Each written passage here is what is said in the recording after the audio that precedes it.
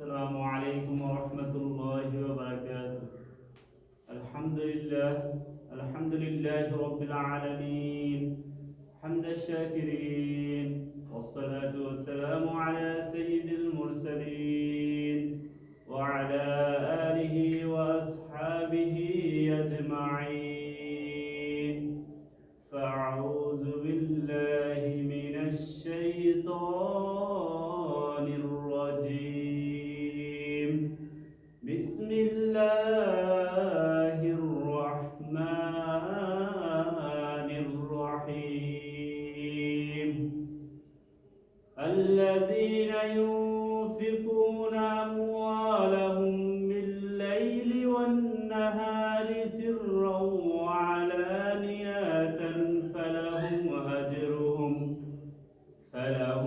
أجرهم عند ربهم ولا خوف عليهم ولا هم يحزنون.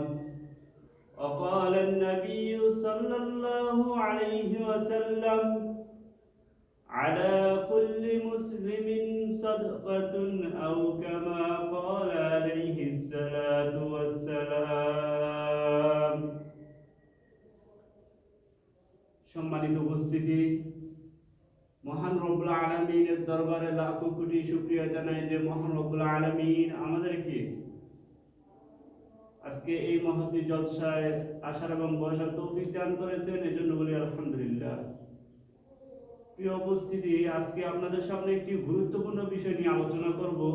বিষয়টি অতি গুরুত্বপূর্ণ এবং অতি প্রয়োজনীয়। The topic is very important and very necessary. তো বিষয়টি সম্পর্কে আমাদের অনেকের জানা না থাকার কারণে আমরা অনেক সওয়াব থেকে বঞ্চিত হচ্ছি, অনেক নেক আমল থেকে বঞ্চিত হচ্ছি। তো বিষয়টি অবশ্যই আমাদের জেনে রাখা উচিত। তো বিষয়টি হলো যে দান সদকার গুরুত্ব ও ফজিলত, the importance donate of gifts। তো দান সদকার গুরুত্ব এবং ফজিলত অনেক রয়েছে, আর আল্লাহ তাআলা পবিত্র কোরআনে এ সম্পর্কে অনেক জায়গায় বলেছেন। দান সদকার বিষয়ে এবং যাকাতের বিষয়ে আল্লাহ তাআলা বহু জায়গায় আলোচনা করেছেন। তো তার মধ্যে উল্লেখযোগ্য যে সূরাতুল বাকারার 261 নাম্বার থেকে 274 নাম্বার আয়াত পর্যন্ত আল্লাহ তাআলা এখানে বিস্তারিত আলোচনা করেছেন। তো সেই সম্পর্কে আমি আপনাদের সামনে আলোচনা করব। তো 261 থেকে 274 নাম্বার আয়াত পর্যন্ত এই আয়াতগুলো থেকে আমরা যা শিক্ষা পাই সেই শিক্ষাগুলো আমি সংক্ষিপ্ত ভাবে আপনাদের সামনে আলোচনা করার চেষ্টা করব ইনশাআল্লাহ। প্রিয় সুধী, আল্লাহ তাআলা আমাদেরকে সম্পদ দান করেছেন। তো এই সম্পদ আল্লাহ তাআলার রাস্তায় ব্যয় করতে হবে। আর যারা তাদের সম্পদ আল্লাহর রাস্তায় ব্যয় করে, সেই সম্পদ তাদের জন্য কল্যাণ বয়ে আনে। আর যারা তাদের সম্পদ শয়তানের রাস্তায় ব্যয় করে, খারাপ কাজে ব্যয় করে, সেই সম্পদ তার জন্য কি অকল্যাণ বয়ে আনে, সেই সম্পদ তার জন্য জাহান্নামের কারণ হয়ে যায়। তো আল্লাহ তাআলা সূরাতুল বাকারা 261 নাম্বার থেকে 74 নাম্বার আয়াতে এখানে যা যা বলেছেন সেগুলো এক নাম্বার হলো যে নাম্বার 1, যে কেউ যদি 1 টাকা আল্লাহর রাস্তায় দান করে আল্লাহ তাআলা তাকে 700 টাকার সমপরিমাণ সওয়াব দান করেন। সুবহানাল্লাহ। তো কেউ যদি 1 টাকা গিফট করে, 1 টাকা গিফট এন্ড ডোনেট, তাহলে আল্লাহ তাআলা তাকে 700 টাকার সমপরিমাণ কি দেয়? সওয়াব দান করে। সুবহানাল্লাহ। আল্লাহ তাআলা সূরাতুল বাকারা 261 নম্বর আয়াতে বলেন যে মাসালুল লাযিনা ইউনফিকুনা আমওয়ালাহুম ফি সাবিলিল্লাহি কামাসালি হাববাতিন আনবাতাত সাবআ সানাবিলা ফি কুল্লি সুমবুলাতিন মিআতু হাব্বা ওয়াল্লাহু ইউদাইফু লিমান ইয়াশা ওয়াল্লাহু ওয়াসিউন আলিম। যে আল্লাহ তাআলা বলেন যে কেউ যদি আমার রাস্তায় দান করে, সেটা উদাহরণ হলো একটি শস্য দানার মতো, যা থেকে 7টি শীষ উৎপন্ন হয় এবং প্রতিটি শীষে 100 করে দানা থাকে। সুবহানাল্লাহ।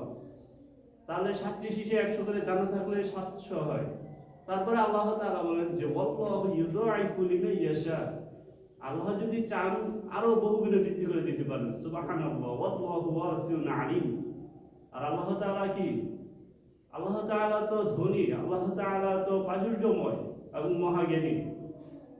তাহলে আমরা বুঝতে পারলাম যে 1 টাকা যদি আমরা দান করি, আল্লাহ তাআলা তার বিনিময়ে আমাদেরকে 700 টাকার কি নেকি আল্লাহ তাআলা দিয়ে থাকেন। সুবহানাল্লাহ। 2 নম্বর হলো যে আমরা দান করে কখনো খোটা দেব না। যে আমরা যাকে দান করি বা যাকে আমরা সদকা করি বা যাকে সাহায্য করি তাকে কি করবো না, খোটা দিব না যে আমি তো তোমাকে দান করেছিলাম, যে আমি তোমাকে ওই বিপদে সাহায্য করেছিলাম, না, একথা কখনো তাকে বলে তাকে কষ্ট দিব না। যে ব্যক্তি দান করে খোটা দেয় অথবা কষ্ট দেয় মানুষকে, তাহলে তার দানের সওয়াব কি আল্লাহ তাআলা দেন না, সে সওয়াব থেকে বঞ্চিত হয়। তাহলে আমরা কখনো দান করে খোটা দিব না। 3 নম্বর হলো যে আমরা উত্তম কথা বলবো। যারা আমাদের কাছে সাহায্য চায় বা গরিব মিসকিন, তারা যদি আমাদের কাছে সাহায্য চায় তাহলে আমরা তাদের সাথে খারাপ আচরণ করব না। যে কোনো ফকির যদি আপনার কাছে বলে যে ভাই আমাকে কিছু দান করেন, তখন আপনি তাকে ধমক দিবেন না যে এই যাও, এখন আমার কাছে টাকা নাই, না, একথা কখনো বলবেন না। আপনি যদি না দিতে পারেন তাহলে বিনয়ের সাথে তাকে বলে দিন, কিন্তু তাকে ধমক দেওয়ার অধিকার আপনার নাই। আজকে সে আপনার কাছে এসেছে বিপদে পড়ে, হতে পারে আগামীকাল আপনি তার কাছে যেতে পারেন না। আল্লাহ তাআলা চাইলে সবকিছু সম্ভব। এর জন্য আমরা কি করব, যে যাদেরকে দান করব তাদের সাথে কখনো যে খারাপ আচরণ করব না, তাদের সাথে আমরা গুড বিহেভ করব। তাহলে 4 নম্বর হলো যে আমরা যাকে দান করব আমরা গোপনে দান করব। গোপনে দান করা কি চেষ্টা করব, যে লোক দেখানো আমরা দান করব না, যে ডোনেট করব না, যে পাবলিশ হওয়ার জন্য যে আমাকে মানুষ দানবীর বলবে, না, এই জন্য আমরা দান করব না। আমরা দান করব কেন, আল্লাহ তাআলার জন্য, একমাত্র আল্লাহ তাআলার সন্তুষ্টির জন্য আমরা কি দান সদকা করব। তাহলে 5 নম্বর হলো যে আমরা উত্তম জিনিস দান করব, যে আমাদের পিওর অ্যাসেট, যেটা ক্লিন, যেটা একদম পিওর খাঁটি, যেটা কি আমাদের হালাল সম্পদ, সেখান থেকে দান করব। আমরা হারাম সম্পদ দান করব না। 6 নম্বর হলো যে আল্লাহ তাআলা যাকে ইচ্ছা থাকে সম্পদ এবং ইলম দান করেন। তো আমাদের উচিত আমাদের সম্পদ এবং ইলম কি আল্লাহর রাস্তায় ব্যয় করা, সৎ কাজে তা ব্যয় করা। আর যারা সেগুলো অসৎ কাজে ব্যয় করে আল্লাহ তাআলা তাদেরকে কঠিন আযাব দান করেন। 7 নম্বর হলো যে শয়তানের কথা না শোনা, যে শয়তান আমাদেরকে কি দারিদ্রতার ভয় দেখায়।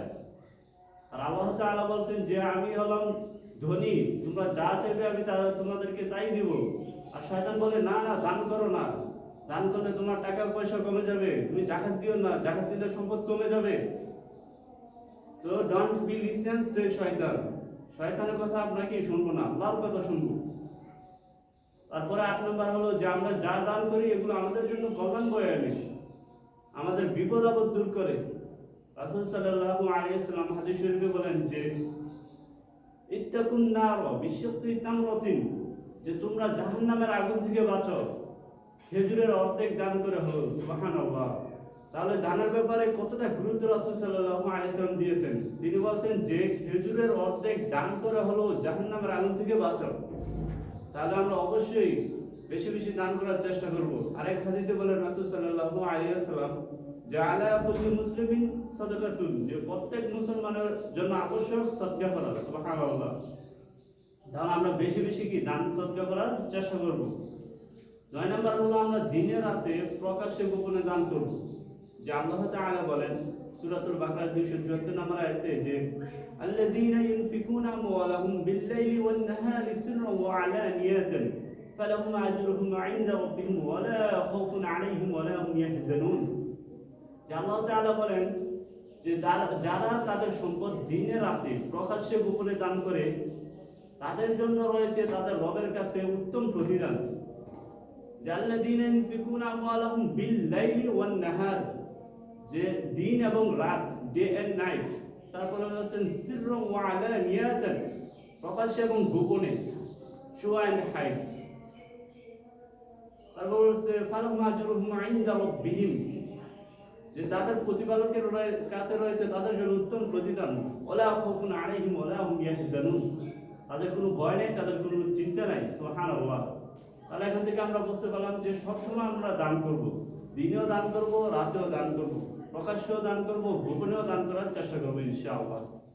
তো আল্লাহ তাআলা বলেন যে এখানে আপনাদেরকে একটা বলি, প্রতিদিন কমপক্ষে 10 টাকা দান করুন। কয় টাকা? কমপক্ষে 10 টাকা দান করুন। আপনি 2 টাকা গোপনে দান করুন, আর 2 টাকা প্রকাশ্যে দান করুন। 2 টাকা আপনি দিনে দান করুন, 2 টাকা আপনি রাতে দান করুন, আর 2 টাকা যে আপনি সুস্থ আছেন এর জন্য দান করুন। সুবহানাল্লাহ।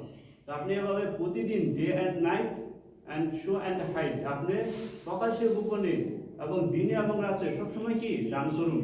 তারপরে 10 নম্বর হলো যে মসজিদ মাদ্রাসা দান করা এবং কি ছাত্রদেরকে দান করা, যারা ইলম অর্জন করে তাদেরকে দান করা। তো যারা ইলম অর্জন করে তাদেরকে যদি আপনি দান করেন, তাদেরকে সাহায্য সহযোগিতা করেন, এখানে বহুগুণ আপনার সব রয়েছে, যে অনেক সব রয়েছে। প্রথমত যে আপনি দান করলেন, এর দানের সব তো আপনি পাবেন। 2 নম্বর হলো আপনি দিনকে সাহায্য করলেন। 3 নম্বর হলো যে ওই ছাত্র যতদিন সে আমল করবে ততদিন এর সব আপনি পাবেন। সুবহানাল্লাহ, যাকে সদকাতুল জারিয়া বলা হয়, যে সদকা কি মৃত্যুর পরও জারি থাকে। আমরা জানি যে কোনো ব্যক্তি যদি মৃত্যুবরণ করে তাহলে তার আর কি কোনো আমল করার সুযোগ থাকে না, তার আমল নামা বন্ধ হয়ে যায়। তবে 3টি আমল জারি থাকে সব সময়। 1 নম্বর হলো নেক সন্তান। কোনো ব্যক্তি যদি মারা যায় আর তার যদি নেক সন্তান থাকে, সেই সন্তান যতদিন আমল করবে ভালো আমল, তার সব কি পিতামাতা কবর থেকে পাবে। সুবহানাল্লাহ। 2 নম্বর হলো উপকারী বিদ্যা। যে ব্যক্তি কাউকে কোনো কিছু শিখে যায়, কোনো মাসালা, কোনো দোয়া, কোনো সূরা, তাহলে সে ব্যক্তি যতদিন আমল করবো তার সব কি সে পাবে। 3 নম্বর হলো যে সদকাতুল জারিয়া, যেমন সদকা যেটা মানুষের কল্যাণে সে দান করে গেছে, যেমন মসজিদ নির্মাণ করে গেছে, মাদ্রাসা প্রতিষ্ঠা করে গেছে, রাস্তা বানিয়ে গেছে, তো ইত্যাদি। তাহলে আমরা বুঝতে পারলাম যে এগুলো দান করলে আল্লাহ তাআলা কি আমাদেরকে অনেক বৃদ্ধি করে দেবেন। রাসূল সাল্লাল্লাহু আলাইহি সাল্লাম বলেন, যে ব্যক্তি মসজিদ নির্মাণ করলো, আল্লাহ তাআলা তার জন্য জান্নাতে ঘর নির্মাণ করবেন। সুবহানাল্লাহ। আমরা সর্বশেষ বুঝতে পারলাম যে দানের অনেক ফজিলত আরও রয়েছে। তো আমি সংক্ষেপে এগুলো বলে দিলাম। তো আল্লাহ তাআলা যেন আমাদেরকে দান করার তৌফিক দান করেন, এবং আমরা সবসময় দান করব, গোপনে, প্রকাশ্যে, দিনে এবং রাতে। তো এখানে যে আল্লাহ তাআলা তো পবিত্র কোরআনে 4টি উল্লেখ করেছেন, গোপনে, প্রকাশ্যে, দিনে, রাতে। তো হাদিসে আছে যে গোপনে দানটা আল্লাহ তাআলার নিকট আরো বেশি প্রিয়। গোপনে দান কি প্রিয়? কাল কিয়ামতের দিন যে আরশের নিচে আল্লাহ তাআলা ছায়া দান করবেন, তার মধ্যে অন্যতম একজন হলো যে ডান হাতে দান করে তার বাম হাত জানে না, অর্থাৎ যে গোপনে দান করে। তো আমরা সবসময় বেশি বেশি দান করার চেষ্টা করব এবং গোপনেও দান করার চেষ্টা করব। দান করলে আমাদের বালা মুসিবত দূর হবে, আমাদের বিপদ আপদ দূর হবে। তো আল্লাহ তাআলা আমাদেরকে দান করে বেশি বেশি দান করার তৌফিক দান করুন এবং তার প্রিয় বান্দা হওয়ার তৌফিক দান করুন। ওয়া আখিরু দাওয়ানা আলহামদুলিল্লাহি রাব্বিল আলামিন।